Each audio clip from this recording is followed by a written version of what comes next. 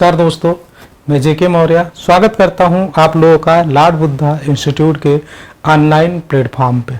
तो आज हम लोग पढ़ने वाले हैं कार्यपालिका के बारे में, एग्जीक्यूटिव के बारे में।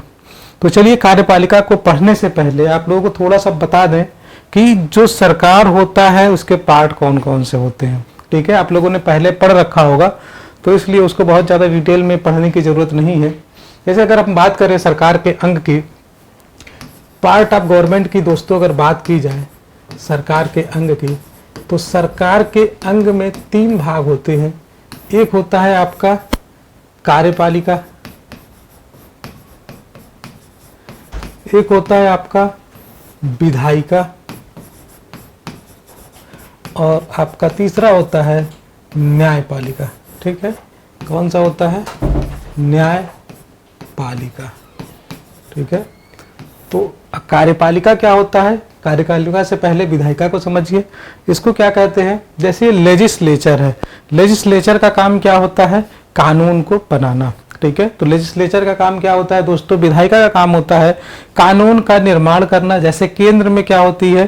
पार्लियामेंट होती है, लोकसभा, राज्यसभा। इसी तरह से स्टेट में विधायिका के रूप में कौन होता है? तो विधानसभा और विधान परिषद होती है। ठीक है, तो इनका काम है कानून को बनाना। उसके बाद जो कार्यपालिका होती है, कार्यपालिका का काम होता है इस विधायिका के द्वारा बनाए गए कानूनों को एग्जीक्यूट करवाना, इसीलिए इसे एग्जीक्यूटिव कहते हैं। ठीक है, कार्यपालिका का काम है उसे लागू करवाना, तो इसे एग्जीक्यूटिव भी कहते हैं। ठीक है, इंग्लिश में एग्जीक्यूटिव कहते हैं। उसके बाद जो तीसरा पार्ट होता है वो होता है न्यायपालिका।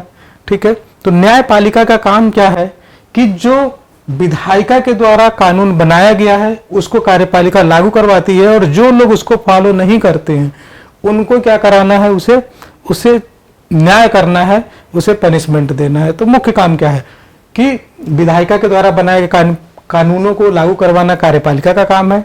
ठीक है, अब इस कार्यपालिका में जैसे हमारे कैबिनेट आते हैं, कैबिनेट मंत्रिमंडल आते हैं। ठीक है, अभी कार्यपालिका को हम लोग डिटेल में पढ़ेंगे। जुडिशरी को हम क्या कहते हैं? जुडिशरी को गार्जियन ऑफ कॉन्स्टिट्यूशन भी कहा जाता है। तो अगर विधायिका कोई ऐसा कानून लाती है जो कि संविधान के अनुसार नहीं है, असंवैधानिक है, तो उसे वो क्या कर सकती है? उसे वो असंवैधानिक घोषित करके उसे निरस्त कर सकती है। तो हम लोग आगे कार्यपालिका आज पढ़ेंगे, विधायिका और न्यायपालिका के बारे में नेक्स्ट क्लास में हम लोग और अच्छे से डिटेल में पढ़ेंगे। तो चलिए, फिलहाल आज हम लोग कार्यपालिका के बारे में डिटेल में पढ़ते हैं। तो कार्यपालिका क्या है? जैसे भारत की जो व्यवस्था है, भारत में क्या है? संघीय व्यवस्था को अपनाया गया है, फेडरल गवर्नमेंट को अपनाया गया है। ठीक है, तो इंडिया का जो हमारे कॉन्स्टिट्यूशन का फर्स्ट आर्टिकल है वहीं लिखा गया है कि India that is Bharat is the union of state, राज्यों का संघ है। ये किसी समझौते का परिणाम नहीं है। ठीक है, ये किसी एग्रीमेंट का परिणाम नहीं है। तो इसलिए जो इसके राज्य है वो भारत से अलग नहीं हो सकते हैं। यानी कि भारत को कहा जाता है विनाशी राज्यों का अविनाशी संघ। ठीक है, जो भारत का संघ है उसे कहा जाता है विनाशी राज्यों का अविनाशी संघ। ठीक है, यानी कि जो भारत का संघ है, ठीक है, जो भारत का संघ है वो जो है ये डिजॉल्व, ये खत्म, ये टूट नहीं सकता है। जो भारत का संघ है ये किसी भी तरह से टूट नहीं सकता है, ये किसी समझौते का परिणाम नहीं है। जबकि अगर आप बात करें अमेरिका की, तो अमेरिका में जो संघ है वो एक समझौते का परिणाम है। इसीलिए वहां पे सभी स्टेट के झंडे अलग हैं, सभी राज्यों का संविधान अलग है, एक समझौते के तहत है, तो वो टूट सकता है। लेकिन भारत में ऐसा नहीं है। भारत को कहा जाता है विनाशी राज्यों का अविनाशी संघ, यानी कि राज्यों को तोड़ करके, छोटा करके दूसरे राज्य बनाए जा सकते हैं। जैसे उत्तर प्रदेश, पहले उत्तर प्रदेश से तोड़ करके उत्तराखंड को बनाया गया, बिहार से झारखंड को बनाया गया। ठीक है, तो इस तरह से क्या होता है कि राज्यों की कोई सीमा निर्धारित नहीं है। वो संसद के द्वारा उसकी सीमा में परिवर्तन किया जा सकता है। 2 या 2 से अधिक राज्यों को मिला करके एक बड़ा राज्य बनाया जा सकता है, या राज्य को छोटा किया जा सकता है। तो ये क्या है? यानी कि राज्यों का विनाश हो सकता है लेकिन संघ का विनाश नहीं हो सकता है। थोड़ी सी स्पीड में बढ़ाऊंगा ताकि मेरा जो फोकस है, आप लोगों के एग्जाम करीब है तो हम लोग ज्यादा से ज्यादा चीजों को कम समय में रिवाइज कर सकें, तो इसलिए मैं ये सीरीज लेके आया हूं। तो हम लोग जैसे इसमें क्या होती है, संघ की कार्यपालिका और होती है राज्य की कार्यपालिका। तो संघ की कार्यपालिका में कौन आता है? राष्ट्रपति। ठीक है, राष्ट्रपति को क्या कहा जाता है? First citizen of India. जो राष्ट्रपति होता है वो भारत का प्रथम नागरिक होता है। ठीक है, अब इसका निर्माण जो कार्यपालिका का होता है किससे होता है? कार्यपालिका में कौन कौन आता है? तो राष्ट्रपति हो गया, उपराष्ट्रपति हो गया, प्रधानमंत्री एवं मंत्रिपरिषद, पीएम और इनके जो कैबिनेट है वो सब कार्यपालिका के अंतर्गत आते हैं, और महान्यायवादी आता है।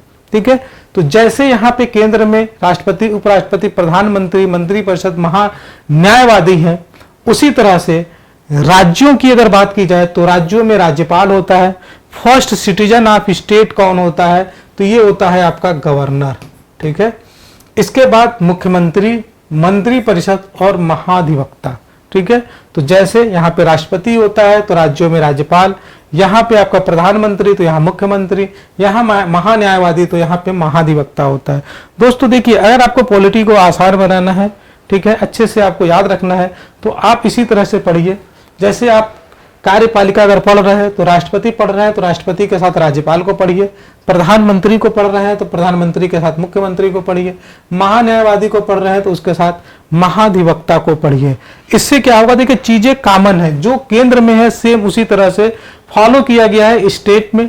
ठीक है, तो लगभग चीजें सेम है, कुछ पावर में डिफरेंस है। चूंकि केंद्र में को ज्यादा पावर दी गई है भारतीय संविधान में, इसलिए जो संघ की कार्यपालिका है उसको थोड़ी सी ज्यादा पावर है, तो उसको आप आसानी से थोड़ा सा डिफरेंस कर लेंगे तो आसानी से चीजें आपको याद हो जाएंगी और वो कभी आप भूलेंगे नहीं। ठीक है, चलिए इसको और डिटेल में हम लोग देखते हैं, आगे बढ़ते हैं। तो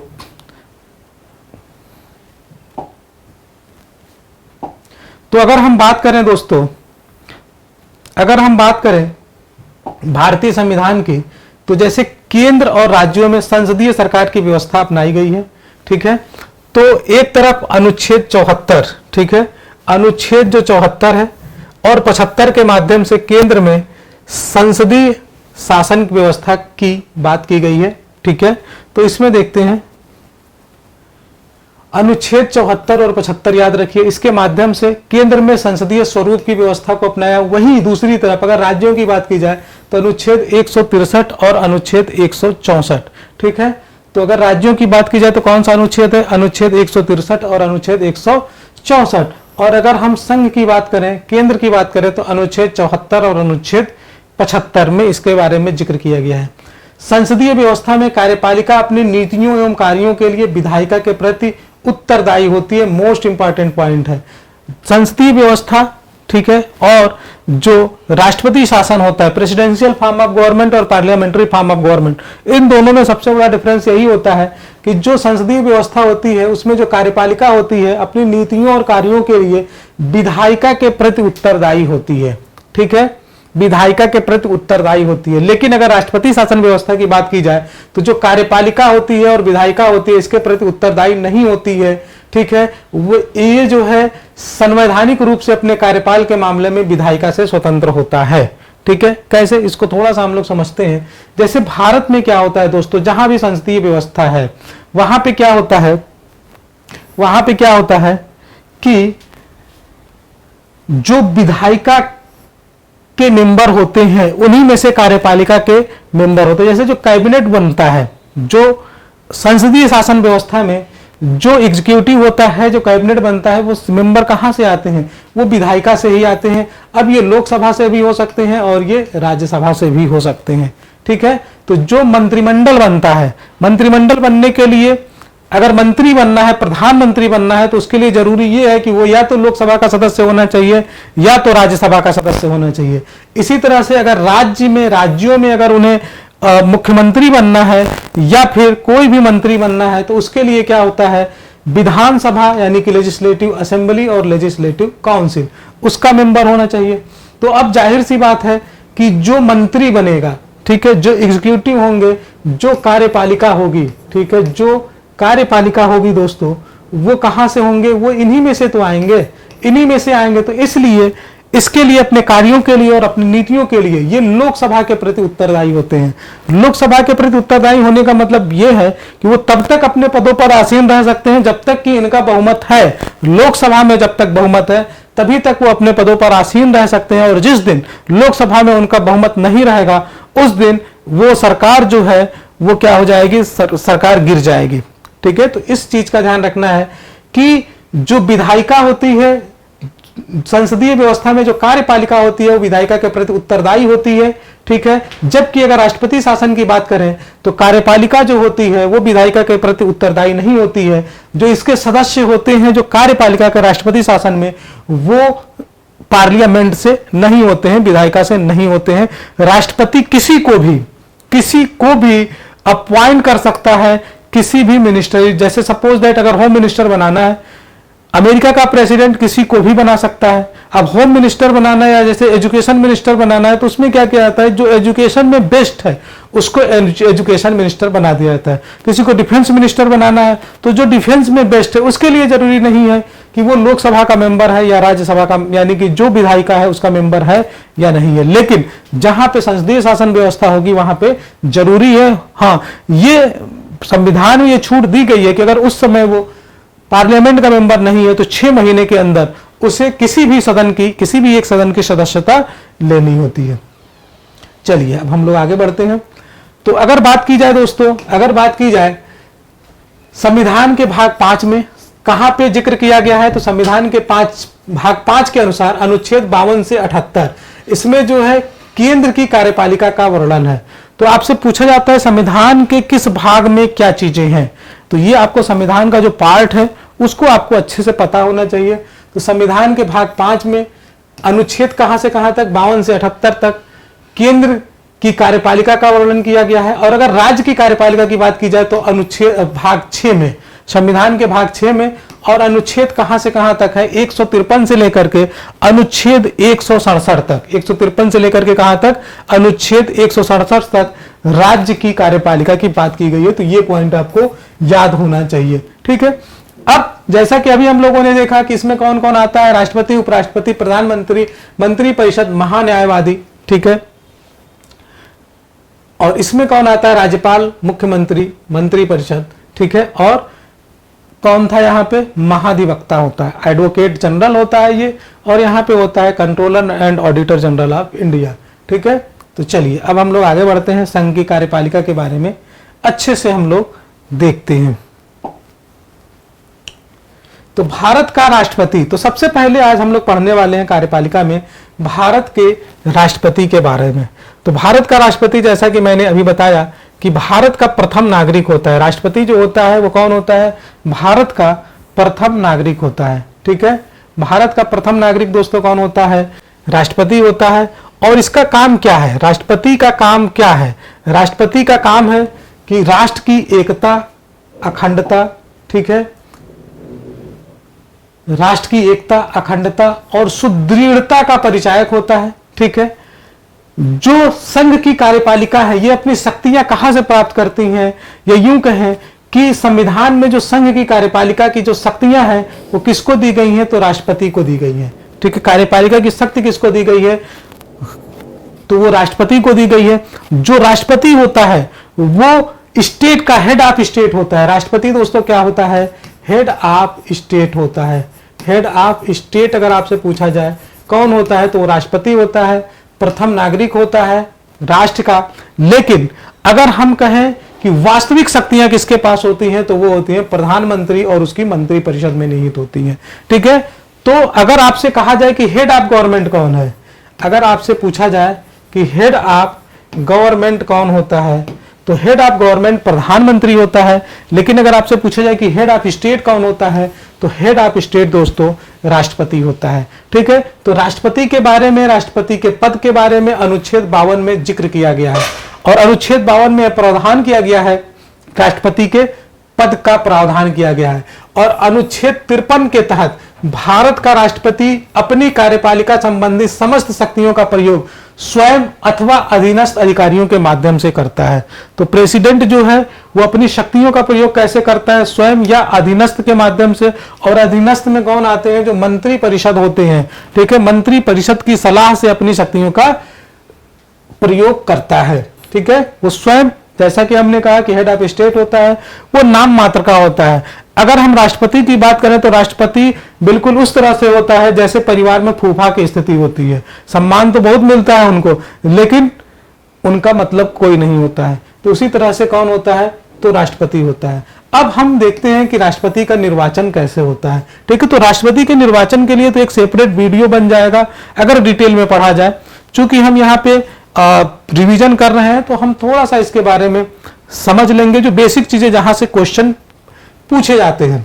तो राष्ट्रपति का निर्वाचन जो किया जाता है एक निर्वाचन मंडल के द्वारा किया जाता है, ठीक है। निर्वाचन मंडल के कुछ सदस्य होते हैं, इनके द्वारा निर्वाचन किया जाता है।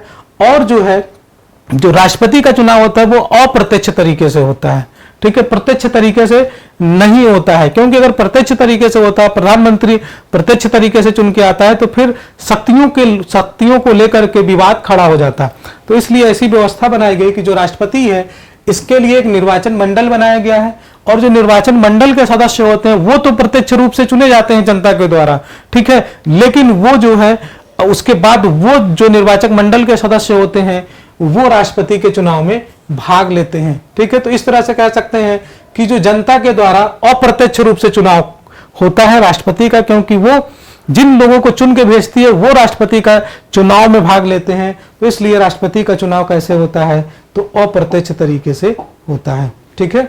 चलिए अगले स्लाइड की तरफ हम आगे बढ़ते हैं। तो अब हम देखते हैं कि जो राष्ट्रपति का निर्वाचन मंडल होता है इसमें कौन कौन से लोग होते हैं, ठीक है। राष्ट्रपति का जो निर्वाचन मंडल होता है उसमें कौन कौन होता है, इसको हम लोग देख लेते हैं, ठीक है।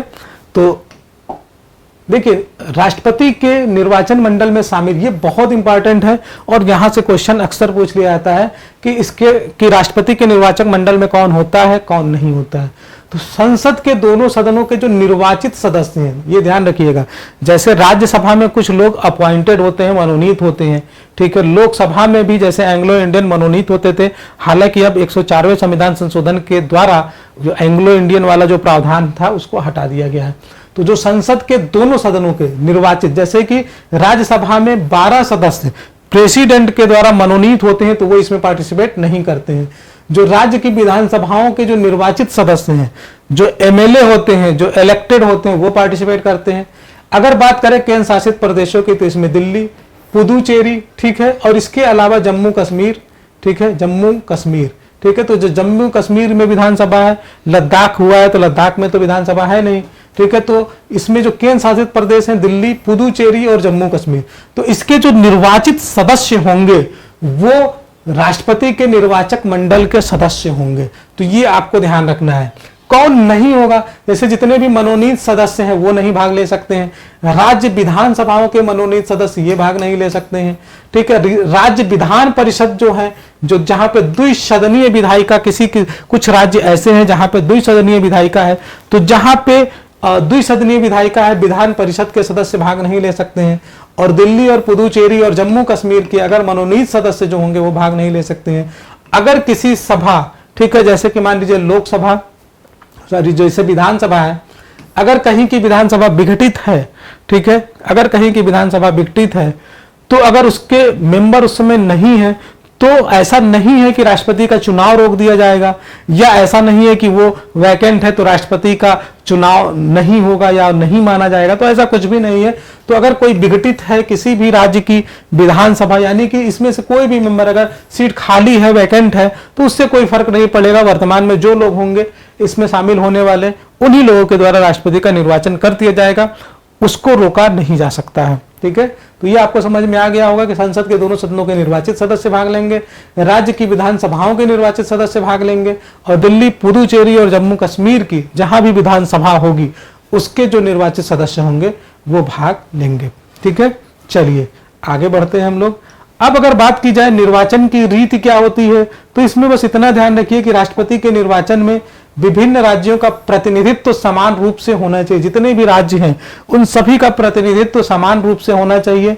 संघ एवं राज्यों में भी समानता होनी चाहिए। इसलिए इसके लिए एक जो है फार्मूला बनाया गया है कि संसद तथा राज्य विधानसभाओं के प्रत्येक सदस्यों के मतों की एक संख्या निर्धारित की गई है और उसी मत के अनुसार, ठीक है, ये जो मतों की संख्या निर्धारित की गई है, कोटा बनाया गया है, उसी के अनुसार इनका मूल्य होता है। तो एक विधायक के अगर मूल्य की बात की जाए कि एक विधायक का कितना मूल्य होगा, तो एक विधायक के मत का मूल्य क्या होता है कि राज्य की कुल जनसंख्या कितनी है, ठीक है, उसमें राज्य विधानसभा के कितने निर्वाचित कुल सदस्य हैं, और इसको हम क्या करते हैं 1000 से गुणा कर देते हैं, ठीक है। जितने निर्वाचित सदस्य हैं उसको 1000 से गुणा करके जितनी राज्य की जनसंख्या है उसमें इसको डिवाइड कर देते हैं, तो इससे एक विधायक का मत पता चल जाता है।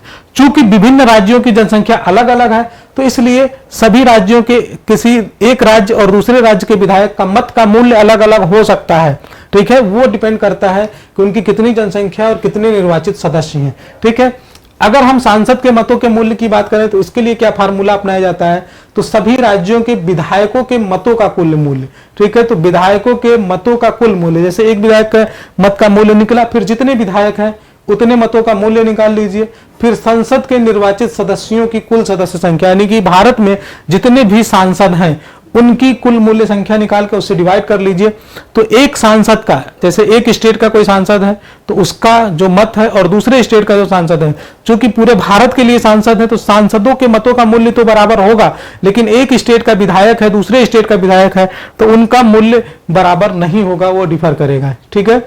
तो अगर हम बात करें कि राष्ट्रपति का चुनाव होता कैसे है, तो आनुपातिक प्रतिनिधित्व के माध्यम से किया जाता है, ठीक है। आनुपातिक प्रतिनिधित्व के माध्यम से एकल संक्रमणीय मत और गुप्त मतदान के द्वारा होता है, ठीक है। तो इस चीज को आपको ध्यान रखना है, ठीक है। अब हम बात करें अगर कि राष्ट्रपति की पदावधि कितनी होती है, तो राष्ट्रपति की पदावधि के लिए अनुच्छेद 56 में डिस्कस किया गया है, ठीक है। तो इसका जो पद धारण करने की अवधि होती है, जो टेन्योर होता है, ये 5 वर्ष तक होता है। जिस दिन ये पद धारण करता है उससे लेकर के 5 साल तक ये अपने पद पर रह सकता है, ठीक है।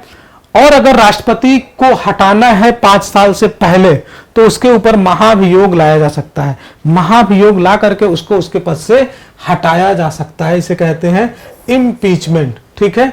इम्पीचमेंट के द्वारा ही उसे हटाया जा सकता है, ठीक है।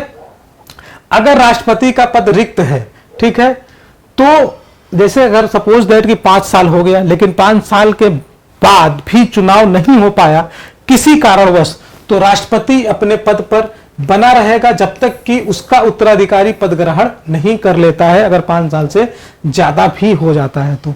अगर हम बात करें पुनर्निर्वाचन की, री इलेक्शन की, तो भारत में ऐसा कोई प्रावधान नहीं है कि वो दोबारा नहीं राष्ट्रपति बन सकता है। भारत में कितनी भी बार राष्ट्रपति बन सकता है और इसका जिक्र किया गया अनुच्छेद 57 में, जबकि यूएसए में, अमेरिका में ऐसा नहीं है।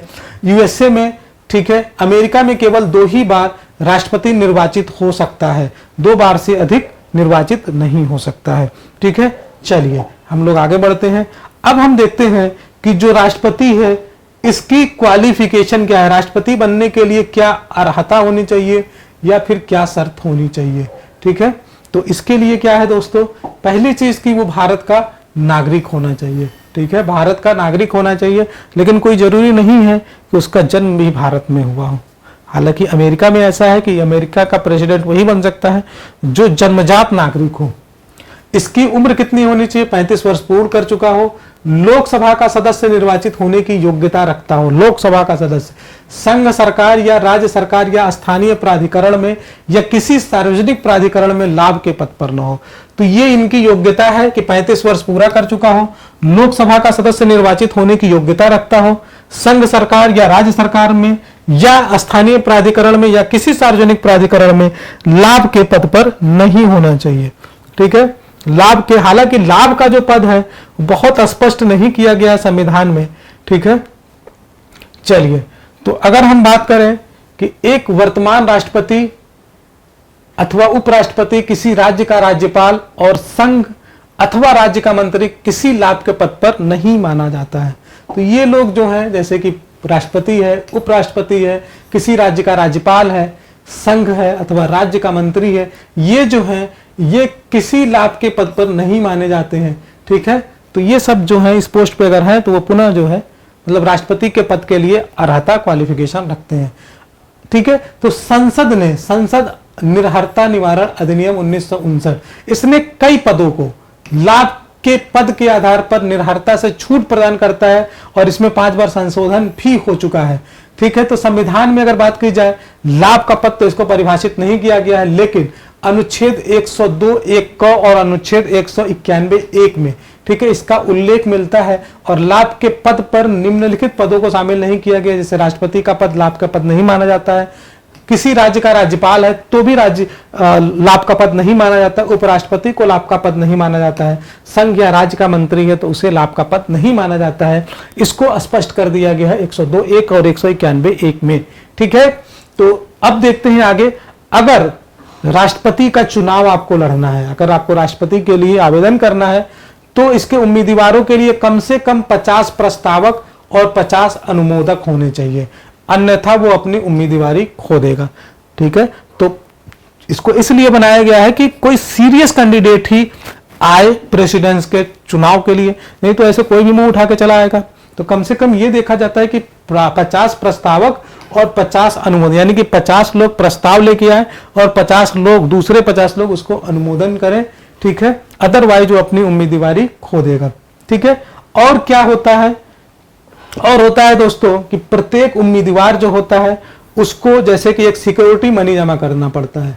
ठीक है, क्या जमा करना पड़ता है, सिक्योरिटी मनी जमा करना पड़ता है। और कितनी सिक्योरिटी मनी जमा करना पड़ेगा, 15,000 रुपए। कहां जमा करेंगे, आरबीआई में, ये जमानत के रूप में, जैसे कहते हैं ना कि जमानत ही जब्त हो गई। अगर आप एक निश्चित कोटा यानी कि जितने भी कुल वोट डाले गए हैं उसका 1/6 भाग अगर आप नहीं प्राप्त करते हैं तो आपकी जो जमानत राशि है वो जब्त हो जाती है। तो ये आप लोगों ने मोस्टली सुना होगा, कह रहे वो उनकी तो जमानत ही जब्त हो गई। यानी कि एक जो न्यूनतम बनाया जाता है तो न्यूनतम इतने मत प्राप्त होने चाहिए, अगर उतने भी मत आप प्राप्त नहीं कर पाते हैं तो आपकी जमानत राशि जब्त हो जाती है। और अगर आप पा जाते हैं तो फिर वो जमानत राशि आपकी रिटर्न हो जाती है। तो बात पैसे की नहीं है, बात मान सम्मान की होती है। ठीक है, कि आप कम से कम कितने वोट पाए। ठीक है, चलिए अब हम बात करते हैं अनुच्छेद 59 की। ठीक है, तो वह व्यक्ति, इसके लिए शर्तें क्या है, जो किसी भी सदन का सदस्य अथवा राज्य विधानसभा का सदस्य है, राष्ट्रपति निर्वाचित होने पर उसे अपने सदन की सदस्यता छोड़नी पड़ेगी। अगर आप राष्ट्रपति निर्वाचित हो जाते हैं, अगर आप लोकसभा, राज्यसभा, विधानसभा, विधान परिषद किसी भी सदन के सदस्य हैं, तो आप अगर राष्ट्रपति निर्वाचित होते हैं तो उस आपको अपने पद से की सदस्यता छोड़नी पड़ेगी। कोई भी लाभ का पद धारण नहीं करेगा। राष्ट्रपति को आधिकारिक आवास मिलेगी, राष्ट्रपति भवन। ठीक है, रायसीन हिल पे है और इसका कोई किराया नहीं होता है। तो राष्ट्रपति को संसद के द्वारा निर्धारित उपलब्धियां, भत्ते व विशेषाधिकार प्राप्त होंगे। जितने भी संसद के द्वारा निर्धारित किए गए हैं उपलब्धियां, भत्ते और विशेषाधिकार सब मिलते हैं। इसकी उपलब्धियां और भत्ते उसकी पदावधि के दौरान किसी भी तरह से कम नहीं किए जा सकते हैं कि किसी तरह से उनके ऊपर प्रेशर बना के कम किया जाए, तो ऐसा कुछ भी नहीं है। एक बार वो अपने पद पर बन गया तो जो भी चीजें निर्धारित हैं उसके लिए उसे पूरे 5 साल तक उसी तरह से मिलती रहेंगी, कहीं से भी कोई कटौती नहीं की जा सकती है। अब अगर बात की जाए शपथ की, तो शपथ कौन दिलाएगा। ठीक है, तो उच्चतम न्यायालय का जो मुख्य न्यायाधीश होता है, उच्चतम न्यायालय का जो मुख्य न्यायाधीश होता है वो क्या करता है दोस्तों, वो शपथ दिलाता है।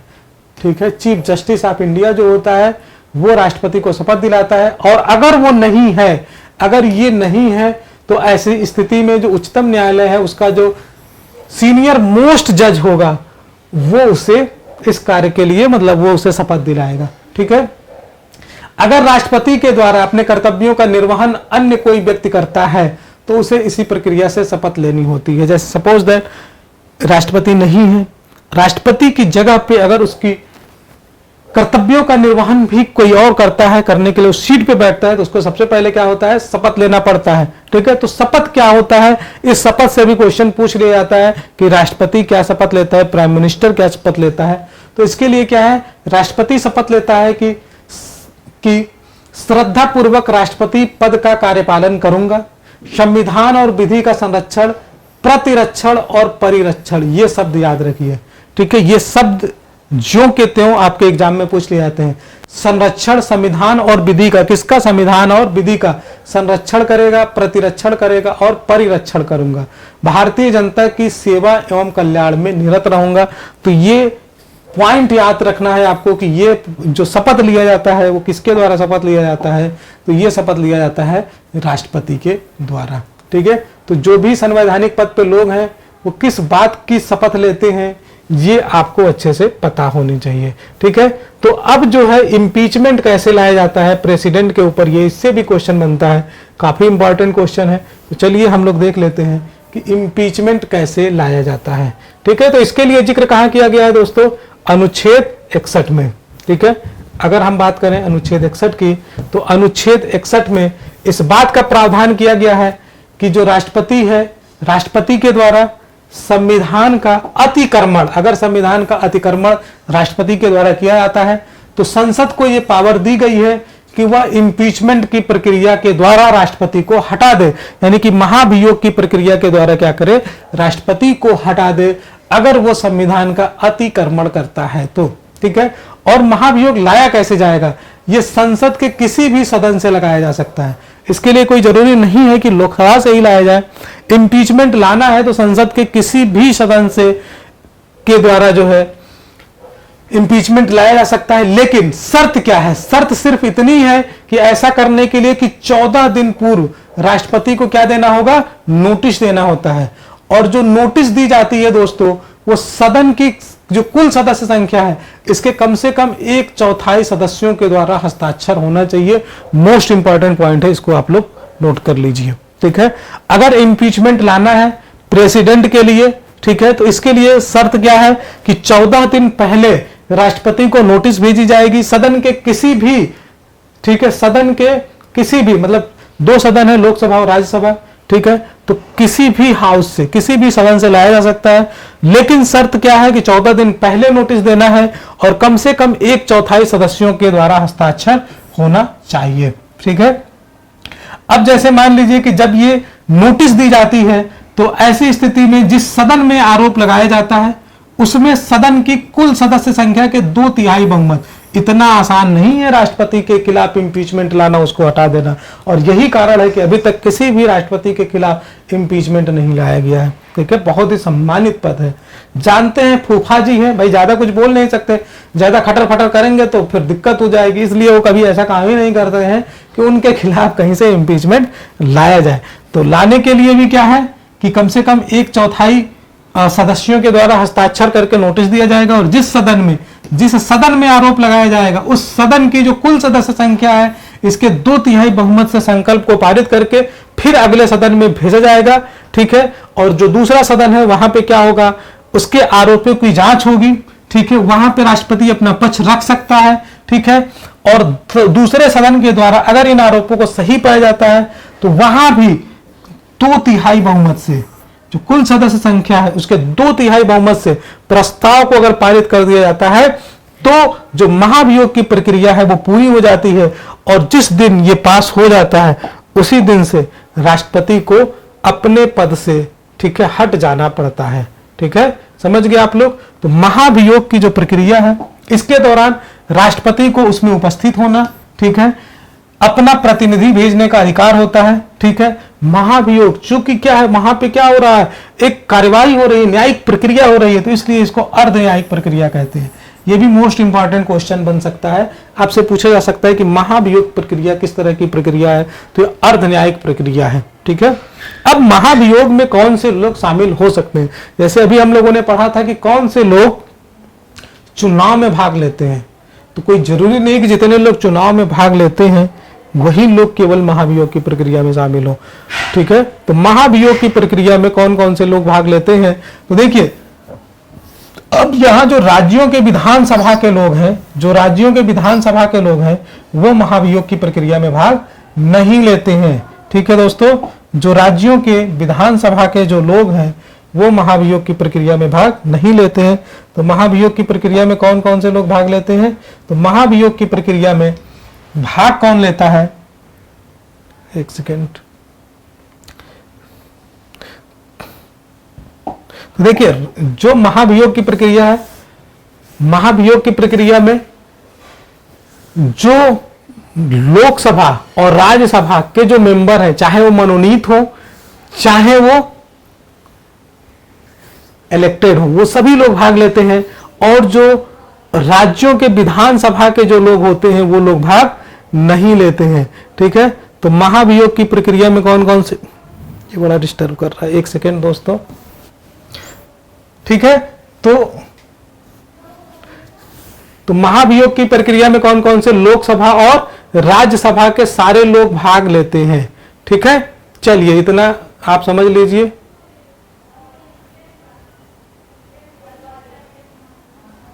तो यहां पे चलिए आ गया, देख लीजिए कहां चला जा रहा है।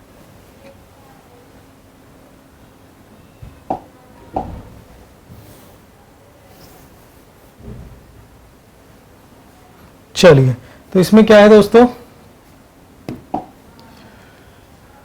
जो मनोनीत सदस्य हैं वो भी इस प्रक्रिया में भाग ले सकते हैं, भले ही वे राष्ट्रपति के चुनाव में भाग नहीं लेते हैं। अब भारत के राष्ट्रपति के द्वारा कुछ संवैधानिक पद, क्या मतलब जो भी इंपॉर्टेंट संवैधानिक पद है उनकी नियुक्ति किसके द्वारा की जाती है, तो वो राष्ट्रपति के द्वारा ही की जाती है। तो कौन कौन से लोग हैं, ठीक है, ये आपको देखना है। तो इसमें कौन कौन से लोग हैं, अभी थोड़ा आज मैं, चलिए, तो ये डिस्टर्ब कर रहा है बोर्ड।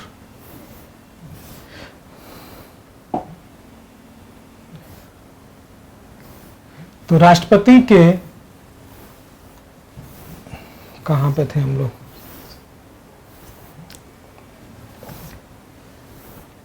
तो हम लोग महाभियोग देख रहे थे। तो महाभियोग में जो निर्वाचित सदस्य होते हैं उनके अलावा जो लोकसभा और राज्यसभा के जो मनोनीत सदस्य हैं वो भी भाग लेते हैं।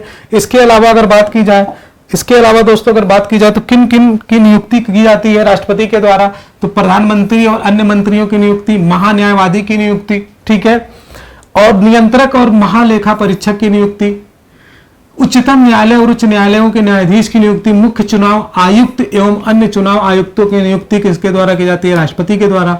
संघ लोक सेवा आयोग के अध्यक्ष व सदस्यों की नियुक्ति राष्ट्रपति के द्वारा की जाती है। राज्य के राज्यपाल और उपराज्यपाल की नियुक्ति और जो प्रशासक हैं जो केंद्र शासित प्रदेश के, उनकी नियुक्ति राज्यपाल के और राष्ट्रपति के द्वारा।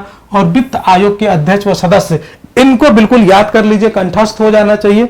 और ये तो पता है जितने भी केंद्र सरकार के जो संवैधानिक पद हैं उन सभी की नियुक्ति किसके द्वारा की जाती है, राष्ट्रपति के द्वारा की जाती है।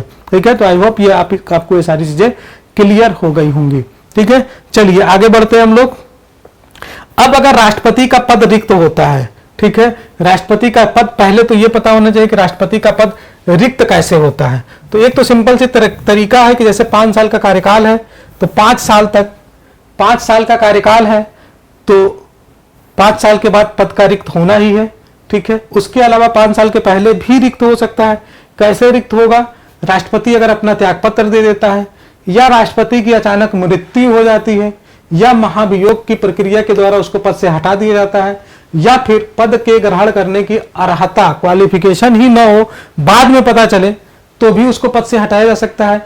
अगर उसके निर्वाचन को ही अवैध घोषित कर दिया जाए जिससे कि वो निर्वाचित होकर आया है, तब भी वो क्या हो जाएगा, उसका पद रिक्त हो जाएगा। तो क्या ध्यान रखना है, अगर 5 वर्ष का कार्यकाल पूरा हो जाए, त्यागपत्र दे दे, मृत्यु हो जाए, ठीक है, महाभियोग लग जाए, या फिर डिस्क्वालिफाइड हो जाए, या फिर उसका जो इलेक्शन है वही जो है अवैध हो जाए, और ये कौन निर्धारित करता है, तो सुप्रीम कोर्ट। अगर इलेक्शन से संबंधित कोई मैटर होता है तो उस पर डायरेक्ट सुनवाई कौन करता है, तो सुप्रीम कोर्ट होता है। अब जैसे सपोज दैट अगर 5 साल का कार्यकाल पूरा हो गया है, ठीक है, तब तो जो दूसरा बन के आएगा, जब तक उसका उत्तराधिकारी नहीं आता है तब तक वो अपने पद पर बना रहता है। लेकिन अगर वो राष्ट्रपति किसी बीमारी या अनुपस्थिति या अन्य कारणों से अपने पद पर कार्य करने की असमर्थता के कारण अगर वो असमर्थ है, ठीक है, तो उसके कार्यों का निष्पादन कौन करेगा, तो उपराष्ट्रपति करेगा। अगर वो बीमार है, भाई हम कोई भी बीमार हो सकता है, तो उस समय वो जो है अनुपस्थित होता है, तो उपराष्ट्रपति जो है वो कार्य करेगा एक राष्ट्रपति के रूप में। ठीक है, और जब तक, यानी कि जब तक कि राष्ट्रपति पुनः अपना पद ग्रहण नहीं कर लेता है, तब तक ये उपराष्ट्रपति एक कार्यवाहक राष्ट्रपति के रूप में कार्य करेगा। और जब कार्यवाहक राष्ट्रपति के रूप में कार्य करेगा तो सारी शक्तियां, ठीक है, जितनी भी उससे प्राप्त हैं, किसको, राष्ट्रपति को, वो सारी चीजें जो है वो उपराष्ट्रपति को उस दौरान प्राप्त होगी जब वो कार्यवाहक राष्ट्रपति के रूप में कार्य करता है। अब सपोज दैट मान लीजिए कि राष्ट्रपति बीमार हो गए, उपराष्ट्रपति भी मौके पे नहीं है, उपलब्ध नहीं है, तो अब जो है जो चीफ जस्टिस ऑफ इंडिया होगा, जो मुख्य न्यायाधीश होगा भारत का, वो कार्यवाहक राष्ट्रपति के रूप में कार्य करेगा। ठीक है दोस्तों, तो वो कार्य, अब सपोज दैट मुख्य न्यायाधीश भी नहीं है उपलब्ध, तो अब उसके समय पे जो वरिष्ठतम न्यायाधीश होगा वो कार्यवाहक राष्ट्रपति के रूप में कार्य करेगा। तो इस चीजों को ध्यान रखना है कि अगर राष्ट्रपति, अगर प्रेसिडेंट नहीं है तो कौन बनेगा, चीफ, तो वाइस प्रेसिडेंट कार्यवाहक राष्ट्रपति के रूप में कार्य करेगा। और सपोज दैट अगर ये भी नहीं है, अगर ये भी नहीं उपलब्ध है, सबसे पहले तो प्रेसिडेंट की जगह पे वाइस प्रेसिडेंट काम करेगा। वाइस प्रेसिडेंट भी अगर उपलब्ध नहीं है तो चीफ जस्टिस ऑफ इंडिया कार्यवाहक राष्ट्रपति के रूप में कार्य करेगा। अगर ये भी उपलब्ध नहीं है तो जो सबसे सीनियर मोस्ट जज होगा सुप्रीम कोर्ट का, वो काम करेगा। अगर ठीक है, तो इस तरह से आपको समझ में आएगा। ये नहीं है तो उसके बाद जो सीनियर होगा कोई तो होगा। ठीक है, और उस दौरान जो भी उसके पद पर रहेंगे, ठीक है, जो भी उस पद पर रहेंगे कार्यवाहक राष्ट्रपति के रूप में, जो भी काम करेगा, जो भी कार्यवाहक राष्ट्रपति के रूप में कार्य करेगा, ठीक है, उसको वो सारी सुविधाएं, ठीक है, उसे राष्ट्रपति की समस्त शक्तियां मिल जाएंगी, समस्त उन्मुक्तियां प्राप्त हो जाएंगी और संसद के द्वारा सभी निर्धारित उपलब्धियां, वेतन, भत्ते और विशेषाधिकार उस दौरान जितने दिनों के लिए वो कार्यवाहक राष्ट्रपति के रूप में कार्य करेंगे उनको मिलेगा। ठीक है, और अगर कार्यकाल पूरा हो गया है, नया चुनाव नहीं हुआ है, तो उपराष्ट्रपति कार्यवाहक के रूप में काम नहीं करेगा, बल्कि पुराना जो राष्ट्रपति है वही अपने पद पर कायम रहेगा जब तक कि उसका उत्तराधिकारी चुन नहीं लिया जाता है। तो चलिए अब हम बात करते हैं राष्ट्रपति की शक्तियों के बारे में कि प्रेसिडेंट के पावर क्या है। ठीक है, प्रेसिडेंट के पावर क्या है, तो पावर के बारे में जिक्र कहां मिलता है, तो संविधान के अनुच्छेद 53 में। ठीक है, संविधान के अनुच्छेद 53 में राष्ट्रपति की शक्तियों का जिक्र किया गया है। ठीक है, तो अब इनकी शक्तियां कई तरह से होती हैं। एक तो इनकी एग्जीक्यूटिव पावर है।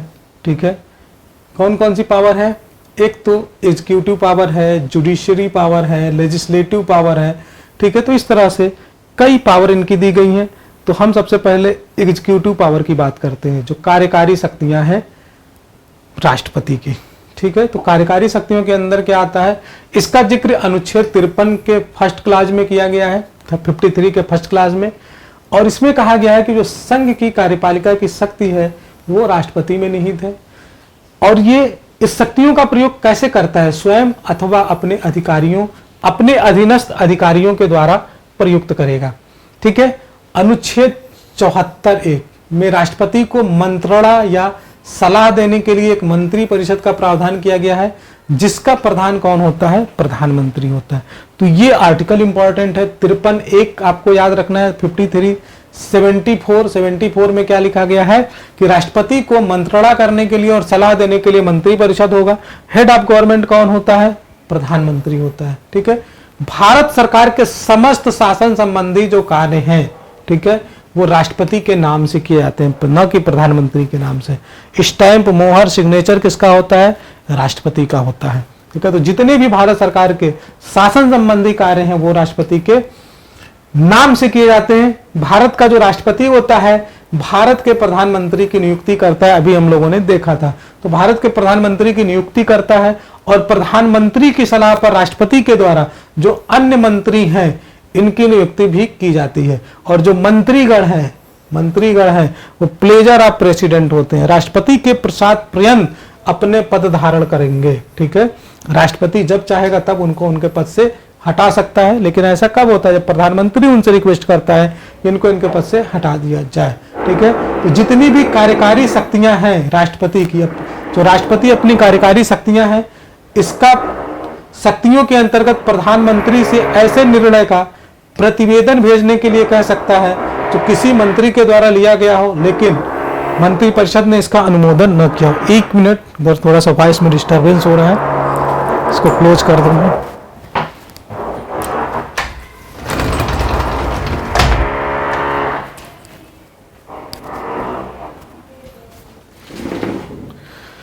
तो राष्ट्रपति जो है अपनी कार्यकारी शक्तियों के अंतर्गत प्रधानमंत्री से ऐसे निर्णय या प्रतिवेदन भेजने के लिए कह सकता है जो किसी मंत्री के द्वारा लिया गया हो, लेकिन जैसे कोई मंत्री होते हैं उनके द्वारा कोई निर्णय लिया गया हो लेकिन मंत्रिपरिषद के द्वारा इसका अनुमोदन न किया गया हो।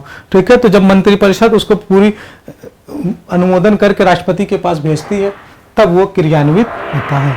ठीक है, चलिए ये थोड़ा डिस्टर्ब हो रहा है वॉइस, तो चलिए राष्ट्रपति जो है, राष्ट्रपति के बारे में और देख लेते हैं। जो राष्ट्रपति होता है वो अंतरराज्यीय परिषद का गठन कर सकता है। ठीक है, अंतरराज्यीय परिषद आप लोग जानते होंगे सभी, पूरे इंडिया को कई परिषदों में, कई काउंसिल में बांट दिया गया है। तो इसका गठन कौन करता है? राष्ट्रपति करता है, जिससे केंद्र राज्य एवं विभिन्न राज्यों के मध्य सहयोग एवं समन्वय स्थापित किया जा सके। केंद्र राज्य के मध्य, चूंकि इतना बड़ा देश है, राष्ट्र है, तो उसको शासन प्रशासन की व्यवस्था मेंटेन करने के लिए, ठीक है, एक दूसरे से कोऑर्डिनेशन करने के लिए, ठीक है, सहयोग करने के लिए ये स्थापित किया गया है। राष्ट्रपति जो है, ये इंपॉर्टेंट पॉइंट है, इसको ध्यान रखिए, अनुसूचित क्षेत्र और अनुसूचित जनजातीय क्षेत्रों की प्रशासकीय शक्ति रखता है। ठीक है, अनुसूचित क्षेत्र और अनुसूचित जनजातीय क्षेत्रों की प्रशासकीय शक्ति रखता है एवं वो किसी भी क्षेत्र को अनुसूचित क्षेत्र घोषित कर सकता है। ठीक है, वित्त आयोग का गठन कौन करता है? वित्त आयोग का गठन राष्ट्रपति के द्वारा किया जाता है। वित्त आयोग का कार्य क्या है? केंद्र और राज्यों के मध्य राजस्व का बंटवारा करना। राष्ट्रपति विभिन्न आयोगों की नियुक्ति कर सकता है, जैसे कि अनुसूचित जाति, अनुसूचित जनजाति एवं अन्य पिछड़ा वर्गों के लिए आयोगों का गठन करना। राष्ट्रपति विधायिका के प्रस्तावों एवं संघ के प्रशासनिक कार्यों से संबंधित जानकारी की मांग प्रधानमंत्री से कर सकता है। तो विधायिका के जो प्रस्ताव हैं, संघ की जो प्रशासनिक कार्यों से संबंधित जानकारी की मांग किससे कर सकता है? प्रधानमंत्री से कर सकता है। तो चलिए आगे की जो शक्तियां हैं उसको हम लोग अगली क्लास में देखेंगे। थोड़ा सा डिस्टर्ब हो रहा है। ठीक है, थैंक यू गाइस, मिलते हैं नेक्स्ट क्लास में।